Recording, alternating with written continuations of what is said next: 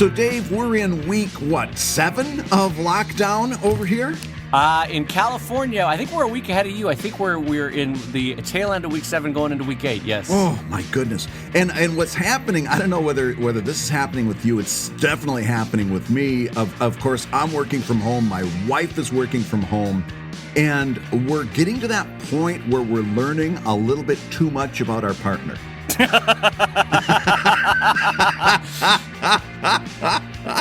Yes. Yeah. I think, unfortunately, my poor wife is learning too much about me versus me learning too much about my wife. Yes, it's definitely that way over here. So I'm working in the bedroom, and we've got a little desk set up in the corner of the bedroom, as you do, as most married couples do. Sure. It's a way to bring the romance back. Yes, it's a way for, when we want to do our Mrs. Swiggins and Mr. Tudball role play. We've got that. A reference that one person will get that joke. One person will get that joke. That's exactly why I chose it. She sits at the desk. I sit in bed with my finger on the intercom, and well, maybe I've said too much, but so we've got the desk sitting there, and it's got a little TV, an old TV sitting on top of it, and I've been just using it to have background. Usually I'd have like my little iPad or something in the studio, but I've got this nice big TV here, so I put the Roku stick in and I can watch TV. Right. The problem is, Dave, I've gone through everything on Netflix that I want to watch for the most part. I've gone through everything on Amazon Prime. I've cherry-picked Disney Plus. I've watched Star Trek Discovery on CBS All Access. I'm running out of things that fit into my very well-defined what I can listen to while I'm working. It's got to be right, because it has to be very specific. I know what you mean. Yeah. Okay. It's got to be interesting, but not so interesting that it takes my mind off of what I'm doing. Like for me, that's really specific. It has to be like, it doesn't have to prompt me to lift my eyes off the page. Right. It can't be so engaging that I gotta go look. That kind of thing. So I found the perfect thing for me. On the Pluto network, on the Pluto app, there's something called Buzzer. It's the game show network. And I for the last several days, I've just had the game show network on all morning while I'm sitting here and working.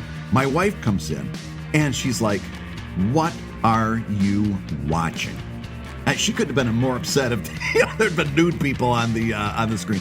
What are you watching? And I'm like, oh yeah, this is Password Plus. This was a Mark Goodman, Bill Todman production, and this was a wonderful show because but they refined Password, which was a little bit slow, but then they brought in that game board, and as I'm talking, her face, her jaw's just slowly dropping.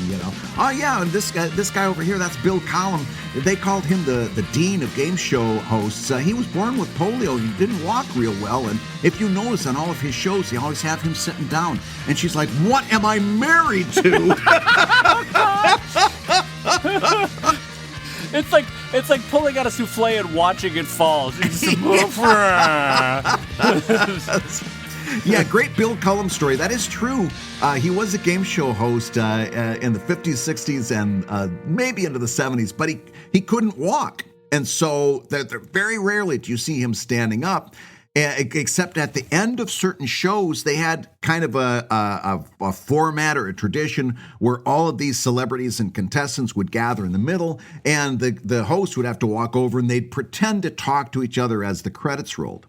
This is a true story. Mel Brooks is on the show one day, and they're filming the closing credits, and Bill Cullum is walking over to thank Mel Brooks for being on the show. Bill Cullum, because of polio, walks very difficultly. Right. Mel Brooks sees this and says, "Oh, he's doing the Jerry Lewis funny crazy walk. I'll do the same thing," and walks in a very, very protracted, crazy Jerry Lewis walk towards Bill Cullum, at which point people come up to him and whisper, No, that's the way Bill walks. That's the way he walks. And Mel Brooks says he was super embarrassed and apologized profusely.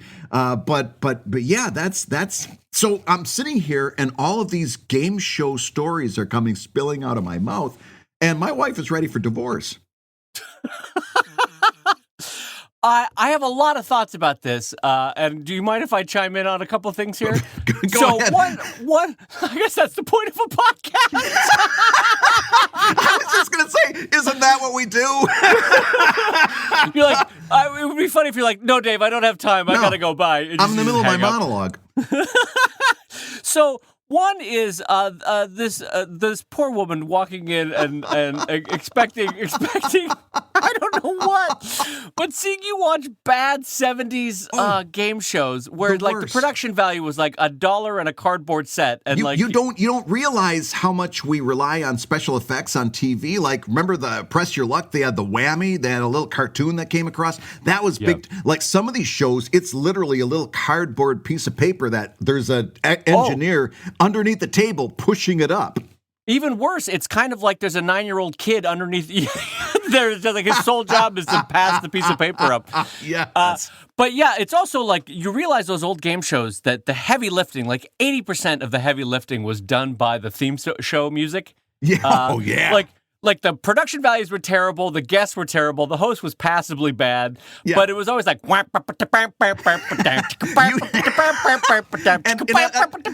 now you're doing a perfect match game. You just did the match game theme song. I can tell you which theme songs they are. And by the way, making it better, Brad, you're not making it better for your wife right now. I can tell you what theme songs they were. I can tell you what season it's from. Not only that, I will put the match game theme song up against any other theme song. Even the Jeopardy theme song, which everybody knows. Match Game had the best theme song of all time. Yeah. So, all right. So, can I tell you the thing that I learned about my wife so far in quarantine? Yeah. She's at the point in her TV show production where she's doing a lot of press. So she's like, I got to go up to our room, Wall Street Journal. I have the interview, or New York Times. I got an interview. And so this is what I've learned about my Latinx wife.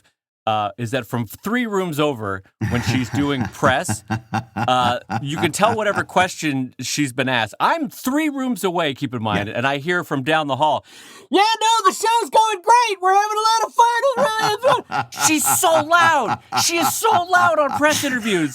And the laugh is like... that you can feel it shaking the house. It's like it's amazing. So I of an Irish background is more soft spoken.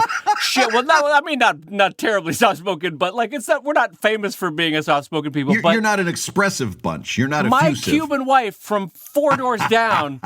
Yes, we're having a tremendous. She's so loud, like to the point where she's like, "Well, the interview with the New York Times went great." And I'm like, I have to pull my these cotton swabs out of my ear and be like, "Great, that was great. I'm so glad that."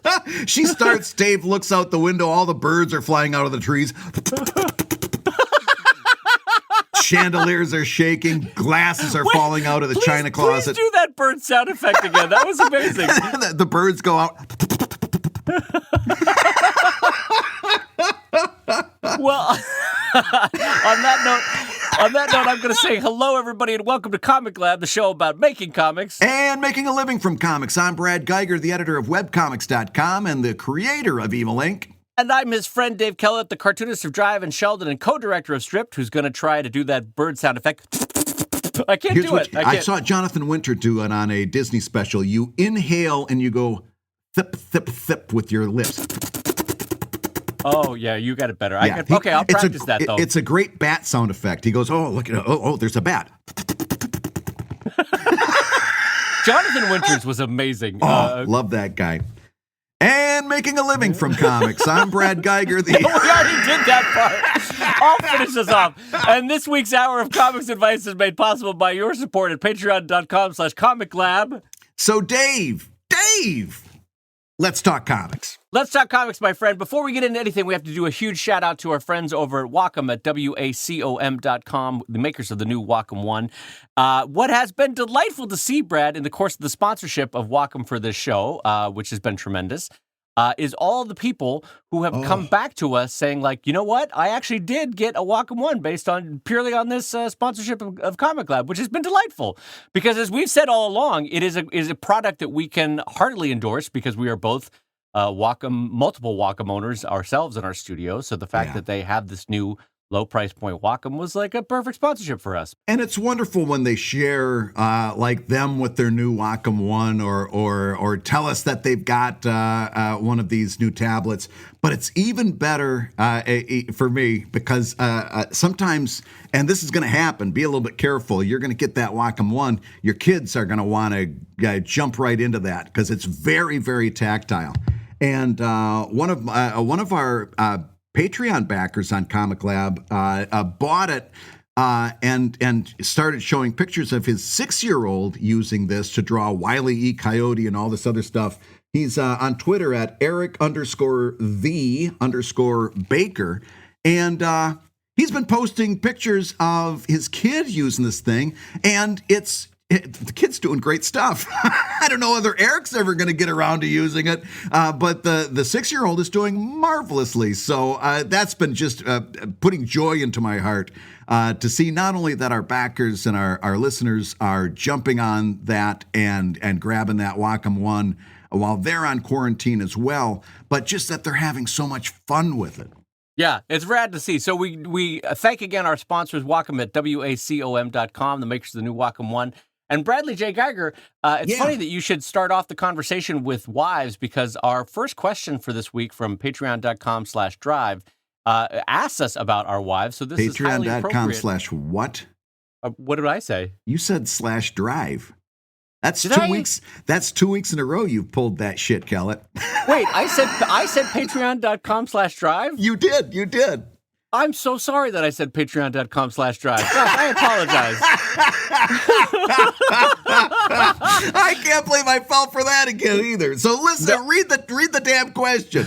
So this question comes in from Curious Borg, and they write, "Hey guys, forming strong partnerships has been important to both your careers, but we rarely pay more than lip service to the most important partnership of all. Could you tell us about how your spouse has come to accept your eccentric career as a part of their life and enabled your success? And maybe about a time when you put off what you wanted in order to enable theirs. A little tribute to the love of your life." And then says, no, Dave, not Paul Rudd, the other one. So there we go. Paul, if you're listening, shh, everything's fine. Shh. Yeah, Paul's still clutching that packet of Swiss Miss lovingly. But no, and lip service indeed. We sometimes pay, but I will say that a wife, husband, life partner, whomever you've got in your life, it makes a really big difference in how you're going to approach this thing. And I've said it 100 times, and I'll say it 101. I would have had a much, much more difficult time, and in fact, maybe couldn't have made it without the fact that my wife has always been 100% in my corner, even during the times when she probably shouldn't have so much. Like when it was like a lot of years when people would say, "Oh yeah, he spends a lot of time on that comic, right? Doesn't he?" And she'd kind of shrug it off and say, "Well, it's cheaper than therapy." And that was her attitude for a long time, was that cheaper than therapy, because it was something that it was a driving force in my life. It was something that I was really hyper focused on, and let's face it, still am. And she was in my corner during all of that time. And now when it's very, very easy to slide into, well, Brad can do that because, he doesn't have a real job. I've got to show up and a boss is going to be checking whether I come in at 9 o'clock or 10 minutes after 9, but Brad can do that. She's actually pretty good about not abusing my flexibility. Let's put it that way. Yeah. It's I can say as a friend from the outside looking in that Brad, and I say this with kindness and love, that you have benefited so much from your wife. In ways large and small, in ways of confidence building and of support and of friendship and of love, and it's been lovely to see over the decades. I remember the very first Comic-Con that she came to support you. And obviously, since there's no need to keep coming because you know what you're doing. But it was so sweet that sign of love early when I first met you. I met her, and And that's been continued now for 2 decades that I've known you, and it's been lovely to see. So it's been fun to see from the outside looking in what a support network you have just in her. It's been great. And that's something that I've got to hand it to her, because like you said, she came out that one time. I think she might have come out one other time, but it was also to visit friends that were out there. But she doesn't come to a lot of comic conventions. She doesn't sit at the table. To be honest with you, a lot of this, other than the show, she listens to the show. She likes you. She thinks you carry the show nicely. But the other day she's listening to the show. She says, "Is Dave's back still hurting?" I said, "Dave's back's hurting." She says, "It's got to be for the amount of time he carries that show." I thought she was gonna do I thought the joke was gonna be something like this. Hey, as she wistfully looks off into the distance, middle distance, she's like, Does Dave watch game shows? And you're like, no, not at all. She's like, can you give me his number? Can you? Nice, quiet Irish guy. Yeah, that sounds like something I could take right about now. Doesn't listen to game shows, huh? Yeah. Interesting. Okay. Doesn't know Mark Goodson from Bill Todman? Mark Goodson production. So, okay. but she doesn't read the comic. And she doesn't read the comics. She really doesn't get into the kind of comics I get into. Right. In terms of superheroes and stuff. She's very much not into that whole culture. But it never stopped her from supporting this thing that I do. It's like she didn't need to be a fan of comics, because she was already kind of a fan of me. And that's all that it really took.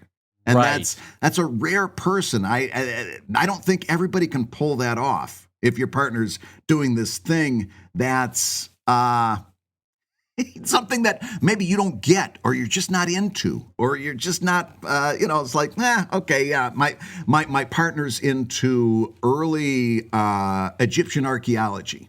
Right. And you're like, okay, I'm more of a Roman centurion kind of guy, but I guess that's okay.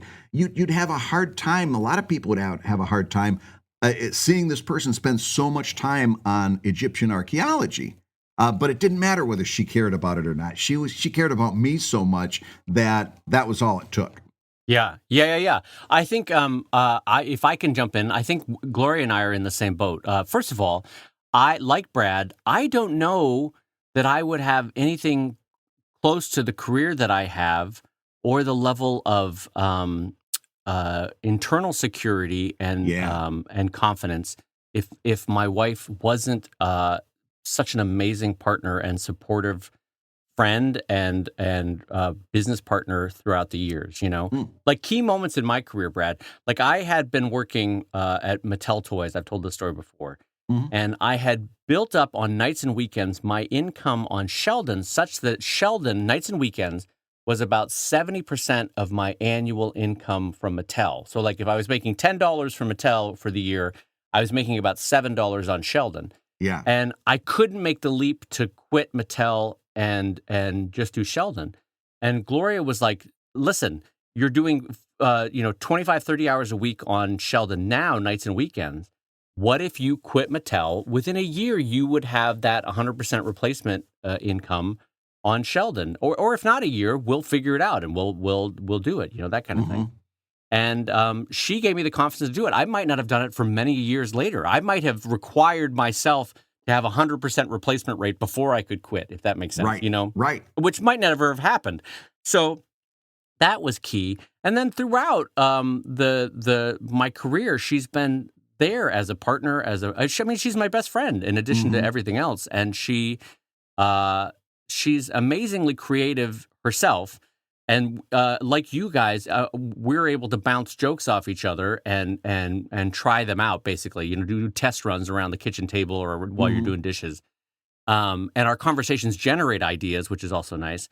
But Gloria and I walk just separate enough paths in life. Like she's a TV writer and I'm a cartoonist. Yeah. Such that we're not stepping on each other's toes. Like I always, whenever we have a dinner date over to the house or we're out with somebody and it's two actor friends that work or that are in a relationship together. Yeah. My takeaway is always like, thank God we are not in the same career, because it's got to be so hard when one party is doing better, demonstrably better in their career, or has a much bigger success rate for this or that they're doing than the other one, because it's like, I'm also an actor and I'm not doing well.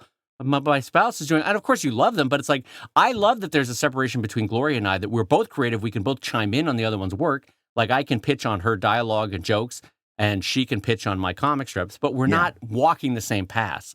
But you said something else that's kind of interesting, in that both Gloria and I love and respect and like the other one's work, but we don't necessarily dive in fully into it. Like, she is not a comic strip person, and I'm frankly not a TV or a script person. Like, I can tolerate reading scripts, but I don't actively love reading scripts. You know, like I'm, as a format, I love prose, I love comics. I don't love scripts, which are this very specific, like, Brad enters from stage left, lighting dims as Brad picks up, you're like, all right, just get to the dialogue. You know, like, I don't enjoy reading scripts.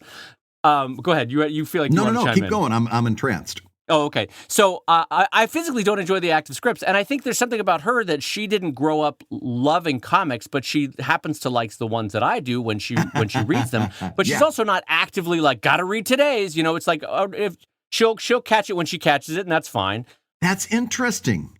I always thought that she was reading all your stuff all the time. Like, she'd come down to the breakfast table and say, Sheldon, you knocked it out of the park today. She does occasionally. Yeah, she'll be like, I think when it comes across social media. But it's also having the confidence as a couple to not need them to be like, Gloria doesn't come down and be like, did you read my script yet? Did you read my script yet? What'd you think of my script? How'd you think of my script? And I'm not going up to her at breakfast going, did you read my comic yet? Hey, what'd you think of my comic? You know, but then again, we're also 20 years into our career, so we're not like, we're not like we were when we were 20s. But in our 20s, because, you know, we started dating in high school. And in our 20s, we were more supportive and like gave more feedback. And I was involved with her plays and theater, and she was more involved with my comic development and stuff like that. So, but part of it is growing in the confidence as a relationship to know to give them space to do what they want to do and to love them and support them regardless. So that's been lovely. But honestly, I couldn't do my career, and I couldn't have done my career without her love and support and friendship. Go ahead. Yeah, and there's also something else that I know because you and I have been friends for a long time, and that's you and Gloria had a strategy that you put forth very early on, where it was like mountain climbers, where one person climbs a little bit ahead, taps that stake in, and then allows the other person an opportunity to climb up ahead, and then that person gets a little bit ahead, taps the stake in, and then you're kind of climbing that mountain in tandem, and each one of you that gets a little bit further ahead stakes in and then allows the other one to come up. And but you've taken your careers as a tandem exercise in mountain climbing, which is really fascinating to me. Yeah, so thank you for reminding me of that. I forgot about that metaphor. That was a metaphor that we would actually say to one another, that we are mountain climbers, and one of us would stake in for safety, the other one would be scrambling and taking a little bit of a risk, and then they would stake in. So what that translated into was when I first had a job in LA, Gloria couldn't, for the love of her life, she could not find a job. It was just a tricky first couple of years. That sometimes happens when you move to a new city. And so I got the steady job at Mattel. She scrambled around working for like a payroll company for a while, and then working as an assistant for something. I don't remember what it was. Oh, a lawyer. And then she got the steady job. And then once she was locked in, Brad, I could quit Mattel and take my big risk, right? And then once I got Sheldon going, we had her roll the dice, and there was a full year where she couldn't find work as a TV writer. And so it was just Sheldon supporting us. And that was also the year we bought our first house, and boy, did that make me nervous. I was like, come on, Sheldon. Like, you're like, imagine me at like a Las Vegas craps table rolling the dice, and the dice are Sheldon. Like, come on, Sheldon. I need to win. Daddy's got to be really funny today. Daddy's got a mortgage payment all of a sudden. How tough was that to sign those mortgage papers where you had to show your income at that point coming in from like ad revenue and stuff like that? I know when we refinanced just recently, it was really hard to convince this mortgage company that I had a solid income. I had to get Patreon to generate special paperwork, which they did gladly, which find another company that would stop what they're doing and do that for you. But they're like, oh yeah. They're like, we're familiar with this. We know exactly what we got to do.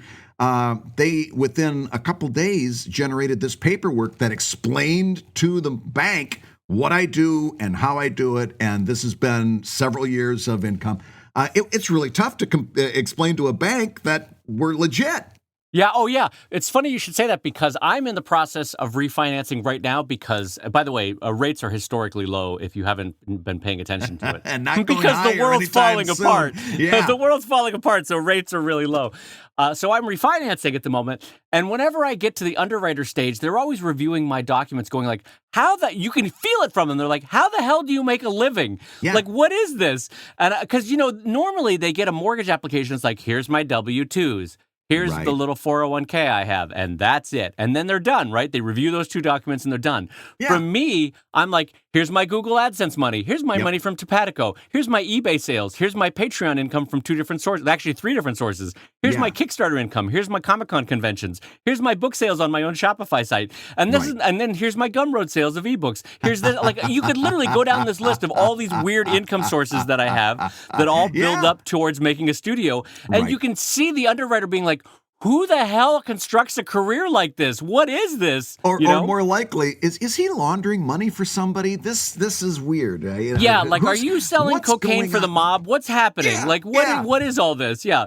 And so anyway, and so my QuickBooks make no sense to anyone but me and the IRS, I guess. But anyway, But the idea of that one of us would stake in for safety, and this is something that we did for both of us, that we would go, I took my risk and now it's paying off. So now I'm going to stake in. I'm going to work hard and stake in, and now you take the risk. And it might take 6 months, it might take a year, it might take 18 months. Now you take the risk. And that's what we did early on in our 20s and a little bit into our 30s. In our careers, so that we could help the other one find bliss in their creative endeavors, because you can't just, if you're at all responsible as an individual or in a couple, you can't just be like, well, to hell with bills, Brad. I'm going to go chase my bliss, la, la, la. Right. And then 2 months later, because we've also seen friends in Los Angeles, especially as artists, that'll be like, I've got $10,000 saved up. The next 4 months, I'm chasing my dream. And then it's like, well, back to working at Shakey's. That didn't work out, Shakey's. I don't know. I just grabbed a restaurant. I just love the mental image that gave me. No, but you're absolutely right. It's very difficult to build a career that way. And it's something that I think about all the time, because it's like, okay, we as we've mentioned once or twice in the show, we're in our 50s. We're kind of at a certain point in our lives, and I think, okay, now listen. What if I was a 20-year-old somebody who's listening to this show? What's the takeaway? Well, the takeaway is be very, very. We tend to I'm going to sound really old. We tend to over romanticize relationships. Yeah. And I mean that absolutely. It's like, it's all about love. All this media that we're exposed to. Love conquers all. Right. No, it doesn't.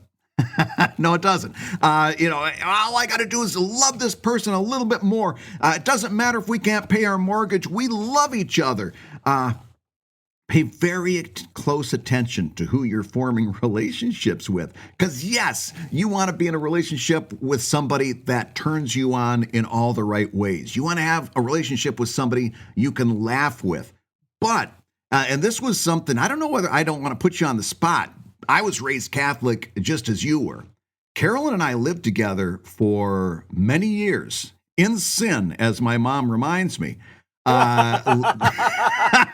We lived together for a long time, but during that time, we learned that we could put up with one another's foibles. She learned that I'm a little bit of, I fidget and I'm a little bit neat. I learned that she's very expressive in the kitchen, and that means fantastic food and sometimes a bit of a mess, And we found out we can deal with that. And we had, long before we had kids, we had tons of conversations. How do you feel about, disciplining a kid? How do you feel about, spanking? How do you feel about this method? Money in a relationship and how it's managed? Oh, and good Lord, talk to you. If you feel yourself like you might be getting serious with somebody, if pay very close attention to how they handle money, because as many I saw this on Press Your Luck. It was a question on Press Your Luck. For every one argument a married couple has about sex, guess how many arguments they have about money? Yeah, and the answer was 3. Yeah, and that was before they went for the whammy. So it had to be right. But talk about money with your family, or with your if you feel yourself getting and I'm gonna chime in here. One more thing that and this just speaks to how my wife, as a partner and as a friend, has been helpful to our relationship. She came up with a concept. I think I've mentioned this on the show before. How a lot of people argue, but the problem is they intermix their roommate arguments with their relationship arguments, and they are separate things. You are in a relationship, but you are also sharing a physical space. So my wife came up with this concept: be like, before you even launch into like, hey Brad, you're really driving me nuts with the toilet roll or whatever it is, or how Brad, we in this house we put the knives in facing down and the dishwasher not facing up, that kind of thing. But before I pitch that to you, I would say, hey, Brad, real quick, roommate issue, like not relationship issue. You just say roommate issue, and you go, hey, listen, I like to put the knives facing down in the dishwasher, not up. And then the other one will say, well, yes or no, or this or that. Yeah. But it's not like, Brad, I'm angry at you as my romantic partner. It's, Brad, I'm angry at you as my roommate. And that is a really helpful distinction, because that can be extended to a lot of things, like, hey, Brad, business issue. I need to make a $10,000 investment in this upcoming book that I'm going to do. Yeah. That'll tap into our personal savings. Are you okay with that? And then Gloria and I would sit down and do the finances on that. Hey, I want to do this project. It'll require a $5,000 investment. Are we okay with that? And then we also had a rule, again, I think this is for my wife, that I think it's $500. But there's a ballpark, and we both know what it is, that we can't spend over $500 without talking with the other one. Yep, and we've got the same rule. A different number, but the same rule. Yeah, usually it's just a 5-second conversation of like, hey, listen, the printer broke and we need a new printer. I got to buy a new printer. Okay, done. That kind of thing. But it shows a partnership and a respect that, like, I'm not going to go out and buy an Audi or whatever it is, like, hey, remember our life savings? Guess what? I got myself a convertible. See you later. It's red. That kind of thing. Beep, yeah, beep. It's red. Beep. I'm living my best midlife crisis. Bye. That kind of thing. Yeah, that whole idea of roommate issues versus relationship issues, and it bleeds over into how you and I do this show. I know this because I can't tell you the number of times Dave has gotten in touch and said, oh, Brad, listen, total stranger issue. You got to stop drunk dialing me at 3:00 in the morning. It's getting to be a little creepy, and I don't know where you left your pants. Please I'm trying to get some sleep, and I'm telling you, it connects with me. It does. It resonates. Yeah. Also, please stop calling me at 3 a.m. But there's what I just want to emphasize that point that too often we romanticize relationships, and don't get me wrong. I love and am in love with my wife, but it's a roommate relationship. It's a business relationship. It's a day-to-day relationship. And so it's a tremendous balance of all those things in one. And I am personally grateful that frankly, she shaped the nerdy high school me into what I think is a passably okay human. Yeah. And in my best moment of self-praise, I think I helped shape her high school self into a passably okay human, and we balance each other out, and we're still learning. I will say this. I don't know if you remember. I think it was in Crime and Punishment, and Dostoevsky had Raskolnikov. I think he said, "I am the greatest sinner in the world," and it was a line like that, right? And so I've always liked. Some people don't like that line, but I've always liked that line because it makes me humble in moments where other people would be like, "You're a jerk. Get out of my way. I'm important." So the way I always like that Raskolnikov line is because when you assume in a relationship that you are the problem or you are contributing in a more way than the other one, and your partner is also assuming that, like Gloria also assumes that, we've talked about this, you end up being humble and trying to work together to solve the problem in the relationship. But when one member of the relationship has a power issue or is like, I'm doing great, and my partner is being a jerk about all these things, right? That's when things start to go awry. But when you assume a certain humility of like, nah, I'm probably contributing to the problem here, or it's probably because I'm doing X, Y, Z that's making us have these bickerings, around the kitchen table or whatever it is. By the way, we don't bicker, but when you assume, I guess what I'm saying, when you assume a pattern of humility in a relationship, that's also been really helpful for us as a couple, as a creative couple. Yeah. And maybe that doesn't resonate with you, but that's always helped me, that Dostoevsky quote. So yeah. And for those of you keeping track at home and you thought we were going to finally get through an episode of Comic Lab without Dave quoting from Dostoevsky, tune in next week. We might make it. Wow. You know what? Brad? Wow. Now, wait a minute. Roommate issue or relationship issue? That's both, Brad. That cuts to the bone. Dostoevsky's an amazing writer, and I will not stand for this. I'm just going to run out crying. I run away. Comic Lab is a Mark Goodman, Bill Todman production. I know. Well, what's funny about the spectrum of cultural references? We've had a Mark Goodman game show from Brad and a Russian novel from Dave. So that's been the two. That's been the two references today. You've been listening to Comic Lab, the show about disparate cultural references. Hey, if you're listening while you work, take a minute to stand and stretch. And while you're doing that, we're going to tell you why you should join us on Patreon. When you do, you're going to get hours and hours of podcasts that we've recorded just for backers. And exclusive Patreon posts that go even deeper on Comic Lab topics. And access to our exclusive Discord server, which is a thriving community of professional cartoonists. So you can support the show you love and get tons of actionable resources for your own cartooning. And listen, if you can't swing a pledge this month, we get it. No worries. Yeah, listen, you can still support the show by rating us wherever you get your podcasts. Just leave a 5-star review and a few kind words. That, along with mentions on social media, is incredibly helpful. Now, everybody, let's talk comics. Well, Brad, before we move on to our next topic, a quick correction, and I know this is important to you, Brad. In my haste to make a point, I incorrectly identified that quote as coming from Crime and Punishment. It actually came from Brothers Karamazov, and I think it was Alyosha that said it towards the end of the book. So I know, Brad, you were on tenterhooks waiting for me to correct that. So embarrassed for me as a friend. You're like, Brad, David, that wasn't Crime and Punishment. That was Brothers Karamazov, and you know it, David. I was much too polite to ever point that out. That's Midwestern politeness. Yeah. He's like, David's getting his Russian novels wrong again. So anyway, important update before Brad is mortified on my behalf that I got that wrong. So good Lord. I'm glad to fix that for us. All right. So Brad, we got another question here, and this one's coming in from Christopher Casino, sorry about that, over at patreon.com/Geiger. See what I did there? I see what you did there. Patreon.com/ComicLab. Okay, so here's the question. Yeah. Hi there, Brad and Dave. Longtime listener, first-time question asker. Do you have any tips or references you'd recommend for designing a comic logo?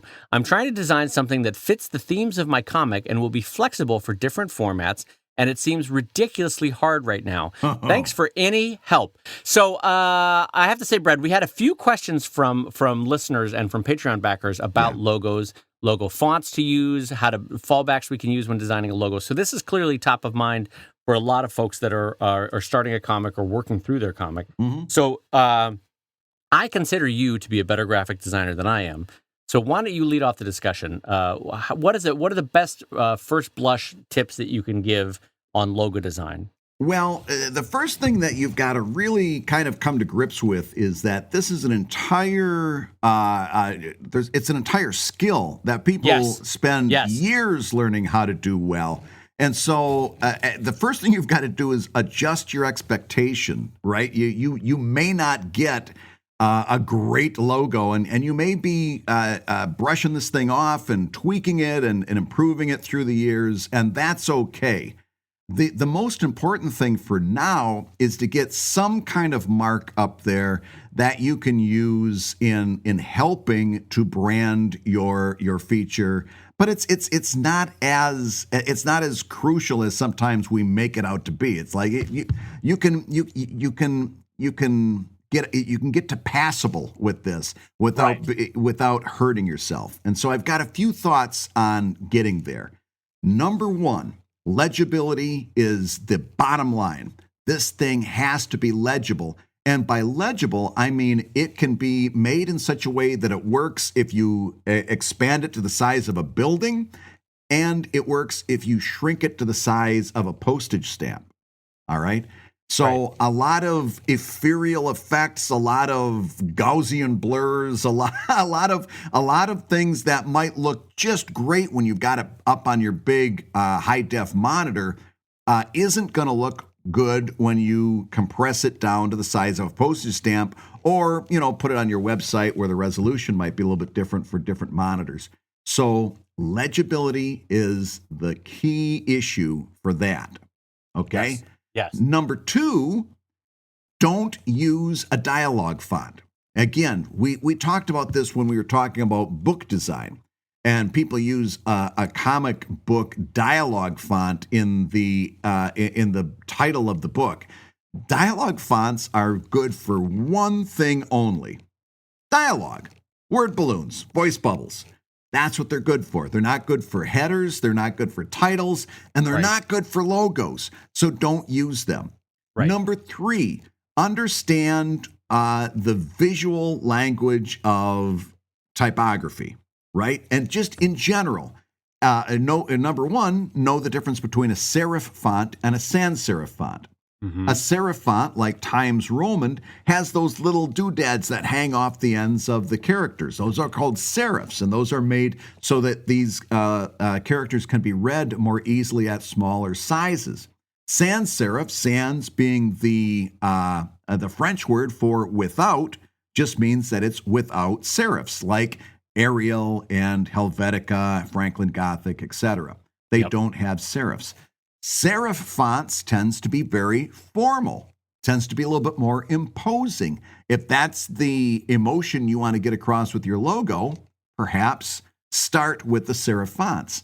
Sans serif fonts tend to be more friendly, more informal, more approachable. If that's what you're trying to go for with your logo, go that direction.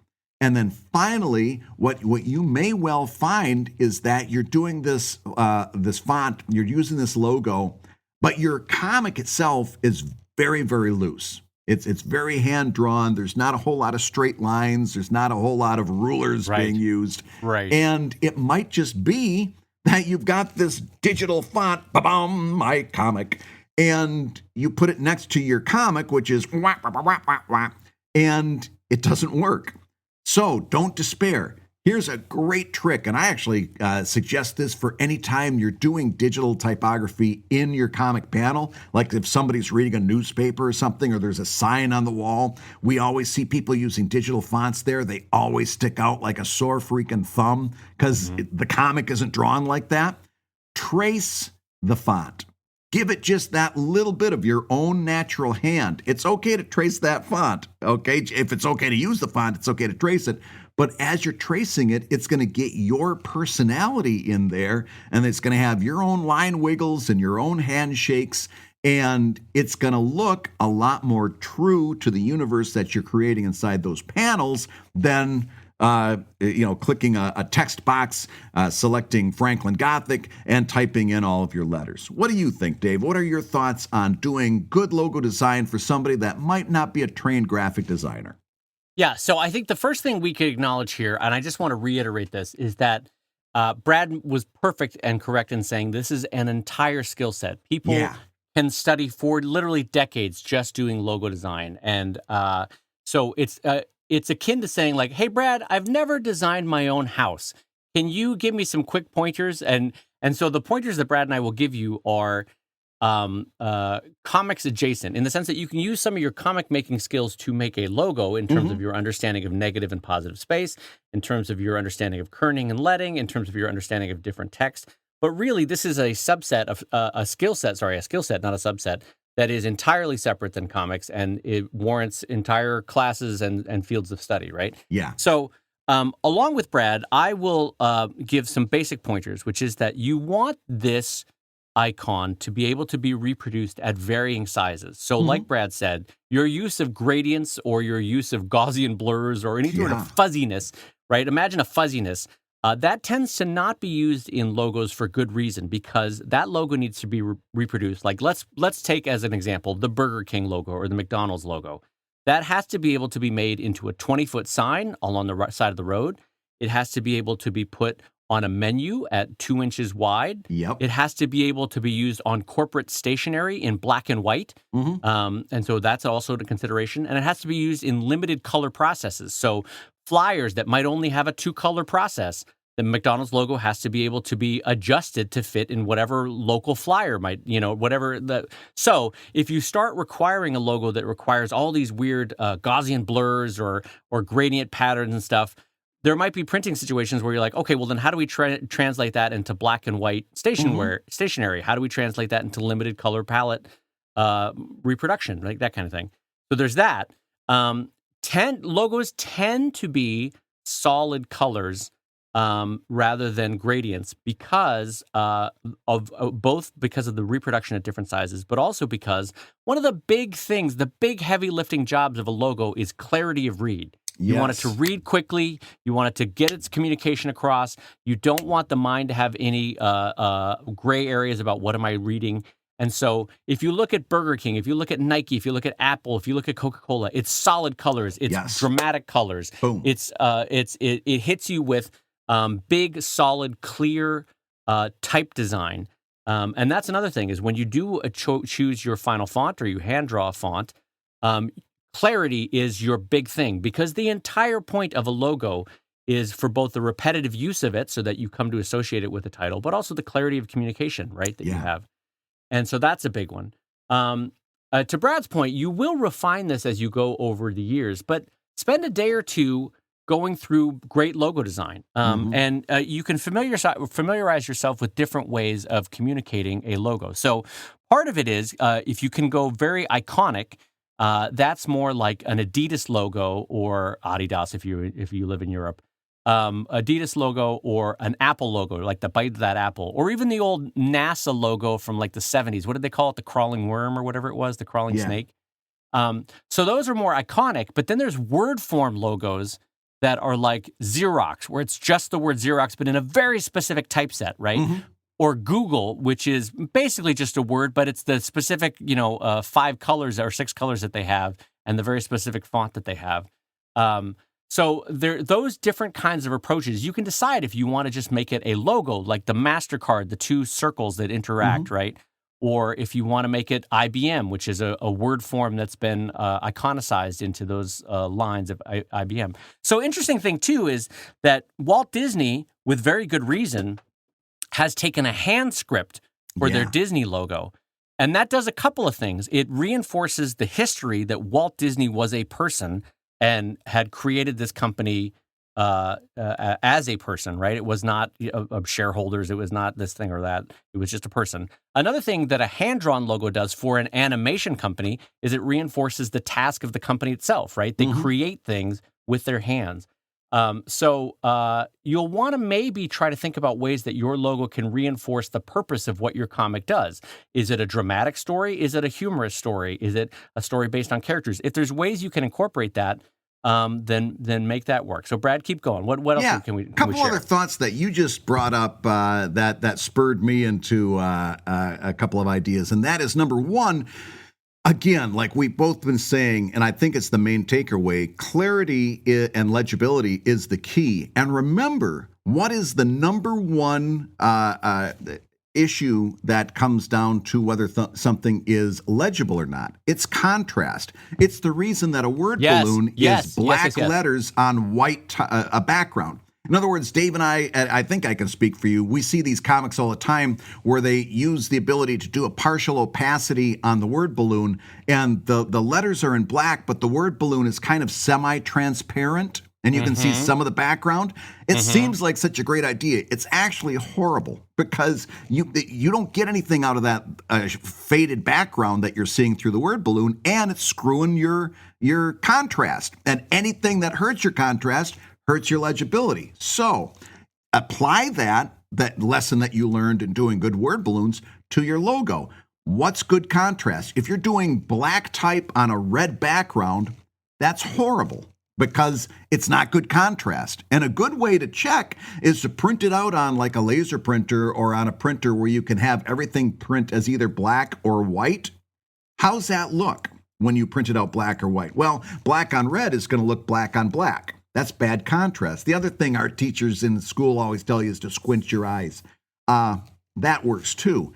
But is there contrast? If you want to combine black and red, you got to throw some white in there to provide the contrast. You can't go right on top of each other. Right. And the last thought is we've talked a lot about using digital fonts, digital typefaces. And so some of you are going to say, well, I'm going to avoid that altogether. I've got kind of a loose style. I'm going to hand draw my logo. That's great. But now you got a whole other set of problems you got to deal with, not the least of which is kerning. And that's the proper judgment of how close individual letters are to each other when they form a word. That's called kerning.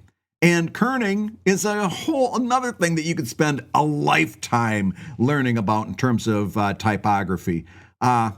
Kerning is difficult. So if you're going to hand draw that logo mark that involves a word, drop back to my original suggestion and base it on a font that you can kind of use either to trace or to adapt in some way.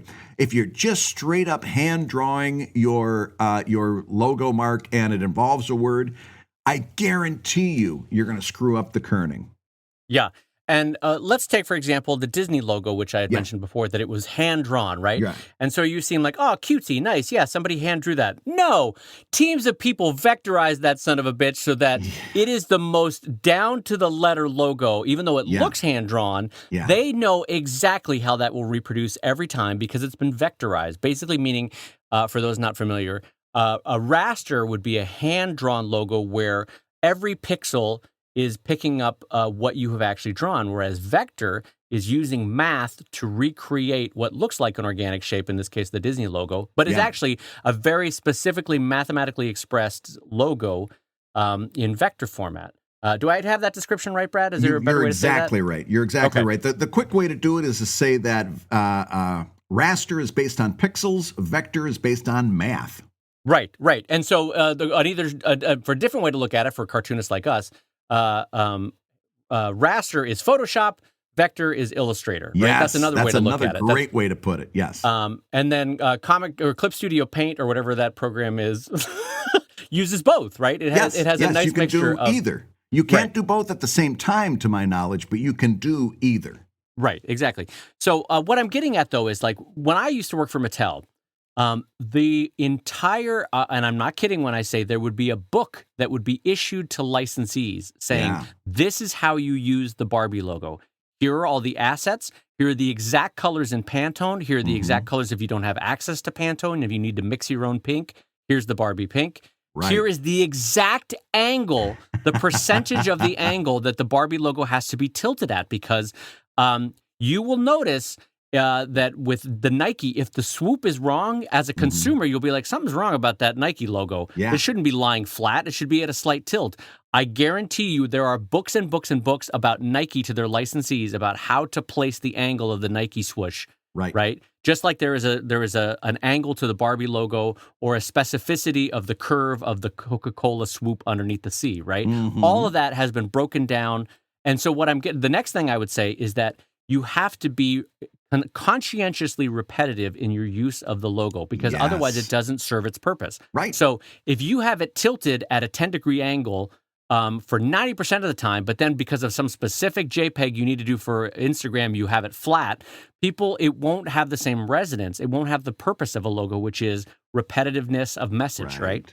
Yes. So consistency in how you do it is really important, both in terms of color choices, in terms of angles and presentations and styles, and you want that to be consistently used going forward, right, Brad? Absolutely. So, Dave, we've got another question from one of our Patreon backers over at patreon.com/ComicLab, and I want to give you a shot at this because I think it's got a lot of stuff that there's a lot of stuff that we can dig into here. Goes like this. Hey, I just got yelled at by my ex-wife. We're gonna go from one extreme to the other here. Oh yeah. This guy says, "Hey, I just got yelled at by my ex-wife, and yet I have a ton of work to do, but I've got that jittery, horrible feeling where I do not want to draw. I don't, and anything that I'm going to do, this person says, is not going to be 100% quality. How do you guys shake off bad vibes?" And it doesn't necessarily have to be from a life partner. There's lots of stuff giving us bad vibes right now. You don't have to look too far. No. So that's why I think this is a good question for right now. How do you shake off those bad vibes and get back to work? So I really appreciate their use of the phrase jittery energy, because when you come off of a bad moment, like let's say you're getting off a train and you bump into someone and they're like, "What are you doing? Hey, get out!" You know, and like they come at you like at 100%. All of a sudden, you're like, "Geez, Louise, I'm sorry I bumped into you." Yeah. But you know how your heart is still fluttering as you walk away from them, or as you move away, or even when you're driving a car and someone, for reasons that you don't understand, is like literally shaking a fist out of their window and cussing at you. You get that jittery feeling in your heart about what's going on. It's basically a fight or flight response. Go ahead, Brad. What were you going to say? It's adrenaline. It happened to me a couple, 2-3 months ago before quarantine. I was walking in Philadelphia downtown. I had the light to cross the street. Somebody in a truck was making a right-hand turn and did not want to wait for me to go across the street. Missed me by 6 inches and honked his horn. You know how loud that is when you're right on top of it? Oh, yeah. Blared his horn as he went past. And of course, I spun around and flipped him off and had a couple of words to shout into his Philadelphia, taillight. Everybody. Yeah. Philadelphia. There we go. But for the rest of it, like I was going to teach comics to a bunch of high schoolers. I was walking down there to do that. For the next 2 hours, I was jumpy, because I had all that adrenaline going through there. You know, it's not a weakness to say I just got into an argument and now I don't feel right. Right. Yeah. No, you're right. And so here's my strategy when something like that happens, or just in general when the more broadly speaking, when the creativity is not in the right space because of life events. Yeah, and that's going to happen sometimes. What I try to do, Brad, is I try to switch gears to administrative stuff. Yeah. I acknowledge that, like, in this moment, in this hour, I have an hour to work, but I can't be creative because my heart is thumping from whatever just happened, or my anxiety is through the roof, or my depression is kicking in and I can't do this or that, right?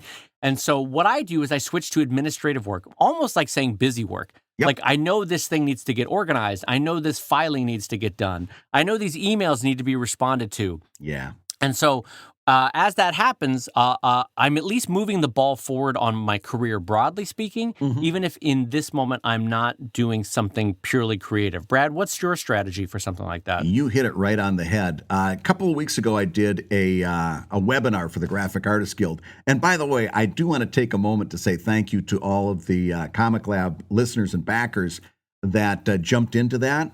It was so, because I was a little nervous going into that, because I hadn't done something like that before, and seeing those familiar faces that were jumping into the Zoom meeting kind of gave me a little confidence. But I started it out talking about webcomics and saying, listen, the good news is that publishing a comic has never been more within your grasp than it is now. There are no longer the gatekeepers that might have kept some of us away from publishing. There's no longer all of those blockages out there. That's the good news. The bad news is you've got to learn some things that are non-comics related. You got to learn some business things. You got to learn some printing things. You got to learn some publishing. You got to learn some social media. We talked about that a lot. Crowdfunding. You got to learn a lot of stuff that isn't in your wheelhouse of being a comics artist or a writer or a creative person, but it's going to be a necessity. And that's kind of a disappointment when I talk to certain people about it. But this is where that comes right in and plays to your strengths as a human being. In other words, you've got to be an independent comics creator today. You've got to be able to do all those things. Right. The good news is sometimes, and it might not even be, your ex-wife yelled at you. Sometimes you're just not feeling it. Sometimes you're just not there. Your mind hasn't clicked into that one place it's got to be to do good creative writing or to set up a good scene in your penciling or something like that. That's when I do exactly what Dave's saying. That's when I do administration stuff. I start planning ahead social media posts. Start doing things that don't require you to be super, super creative or tuned in. And that can be doing your profit and loss sheet. Well, you're me, maybe that makes you a little bit more depressed, but doing your profit and loss sheet, doing your, figuring out your estimated, doing those business related things that don't require you necessarily to be creative, but need to get done. Balance your checkbook, do a little bit of planning for your next crowdfunding. Listen. Being a web cartoonist means that you're juggling a lot of stuff all the time. We know this. Right. This is when you're not feeling it, or maybe you're having a really bad day like our backer had that day. That's when you drop back and do some of those other things that also are important, but don't require that creative part of your brain.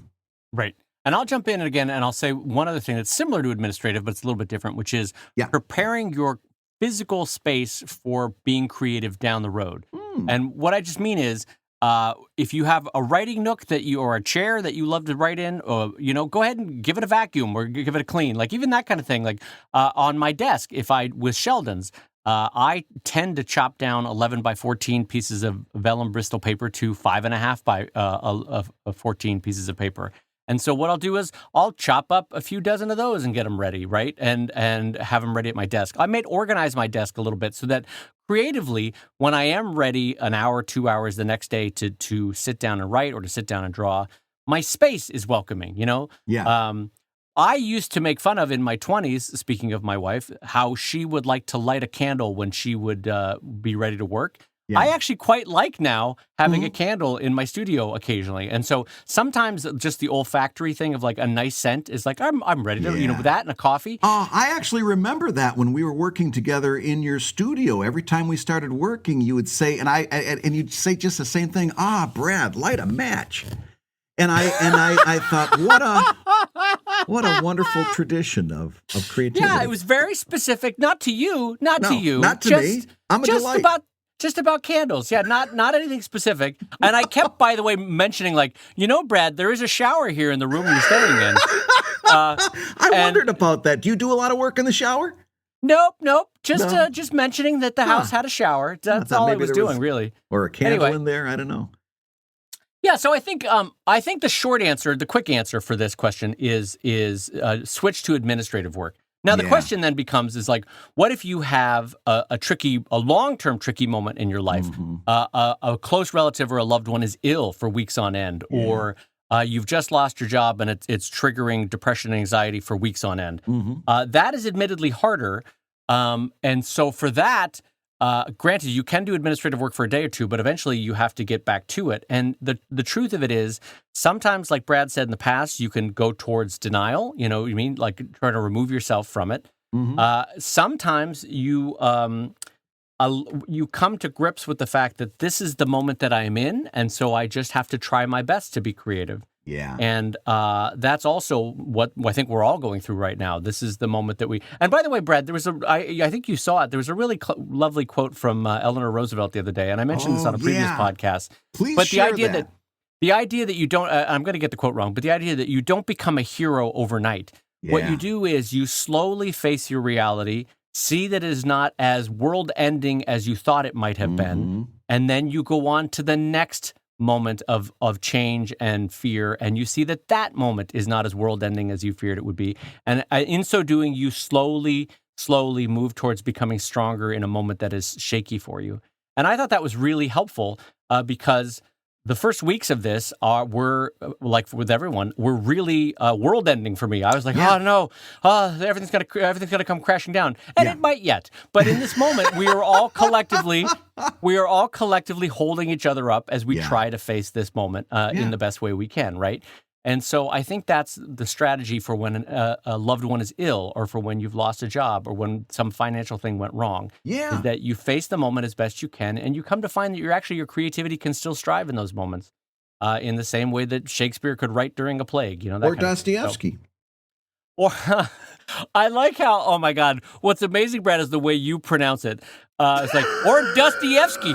I like that Dostoevsky. He good. Oh, yeah. You just let me spit my chaw out. I do like Dostoevsky. It's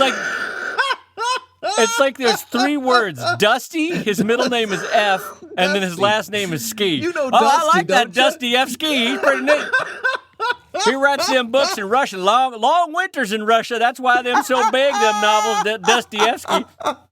Oh my goodness. Well, listen, you can quote Eleanor Roosevelt. I like to quote another person who kind of talked about taking things one day at a time.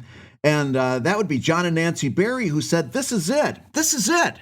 This is life, the one you got, so go and have a ball." It's from one of my favorite TV shows, One Day at a Time, which I believe is right now playing on the Pop Network and doing great things. I've been enjoying it, so tell your partner I said that. Thank you, my friend. You are very kind to do it. Well, before we wrap up for today, I want to read one little thing, which is today's kind words. Brad very often reads the kind words, but I thought I would read this one today. This one comes in over at the Apple Podcast from Oddly Normal One. Nice 5-star review, and says, Brad and Dave are the best at talking shop about comics, teaching you about comics, and making you laugh along the way. Imagine you're sitting across the table over lunch, talking about all the comics you love and figuring out how your own art works. That's this podcast. Yeah. You will not find better people to encourage you at whatever stage in your art career you are at and still make you feel like you can and want to do more. That is lovely. I really appreciate that. Thank you so much. That really was super, and we can't tell you how much we appreciate you when you go out there and share that 5-star review, because honest to goodness, that's the kind of thing that kind of makes everybody feel better. And believe me, every now and again, I go back and look at those reviews when things are looking bad outside, just to kind of give me a little boost. And thank you for that, because that one had me smiling for days on end. And that means here's something that's going to make whoever's listening to this podcast over your shoulder smile. We've come to the end of the show, and we've been listening to ComicLab, the show about making comics and making a living from comics. I like the idea of the relative or the loved one or the roommate who has to listen to our podcast because the other person is like, I'm in quarantine, I'm listening to ComicLab, this is what I'm choosing. So years ago, I did another podcast with Scott Kurtz and Corey Cassoni called Surviving Creativity. We got we got an email from somebody who said that they listen to the show on stereo speakers, and every time my voice comes on, the dog goes and hides. That was an action. like whenever I'd start laughing and stuff, this dog would go nuts and go try to bury itself in the backyard. So I always think about that. We know we've got our fans out there, but there's somebody listening to us who doesn't necessarily want to, and they're like, "Oh, Brad, please get to the part where you say you've been listening to ComicLab. Please get to that part soon." For the love of God. Well, exactly. Well, that means it's my chance to say your hosts have been Brad Geiger, the dog-hiding laugher, and the editor of webcomics.com and the cartoonist of Evil Inc. at evil-comic.com. And my good friend Dave Kellett, co-director of Stripped and cartoonist of Sheldon at sheldoncomics.com and Drive at drivecomic.com. Today's show brought to you by the good folks at Wacom at wacom.com, the makers of the Wacom One, and the ComicLab theme song is used with permission from Andy Creighton at theworldrecord.net. And this episode and all episodes was edited by the ever-delightful Matt Woodard of Woodsong Productions over at www.woodsong.media. If you like ComicLab, you can rate and review the show on Apple Podcasts, and you may hear your review featured on a future episode. And ComicLab is made possible by your support on patreon.com/ComicLab. So we'll go ahead and say that in a New York accent. Hey! Patreon.com/ComicLab. What are you doing over here? Read a book. Read a book, asshole.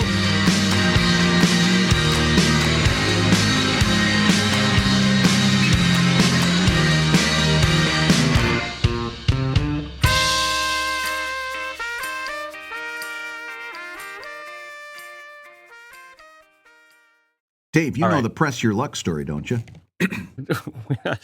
Wait a minute, what? Remember Press Your Luck? This is a big leap as a conversational jumping point. You know the Press Your Luck story, don't you? The Press Your Luck. That was a game show that they had the whammy. They'd say, big bucks, no whammies. And if you got a whammy, this little animation that they spent 10 minutes on would dance across the screen and blow your dollar amount up. You know the story behind that, right? No, go ahead. So the whole linchpin of the game was they had all these prizes around a board, and a light would jump back and forth between the different prizes very quickly. And when you hit your buzzer, it would stop the light, and whatever the light was landed on was the prize that you won. Or you could get a whammy. Okay. They had rudimentary computer technology at that point, so the light was on a pattern that never changed. Oh. One guy memorized the pattern. No. To the point where he could get the big money prizes with remarkable consistency because he memorized the pattern that the light was going on and just took him for thousands and thousands of dollars.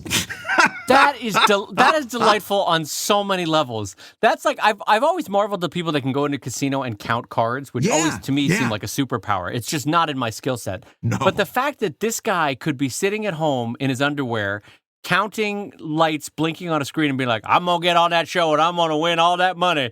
And he did it. Good for him. Did they figure it out? That was the first thought. Oh, yeah, they figured it out later. I don't honestly know. I seem to think like maybe they went after him or something, but I don't honestly know how that story ends. But, how satisfying that you don't know it. That's great. How satisfying that you launched into a story that you don't know. I know this. It was a Mark Goodman, Bill Todman production. What a happy marriage that is.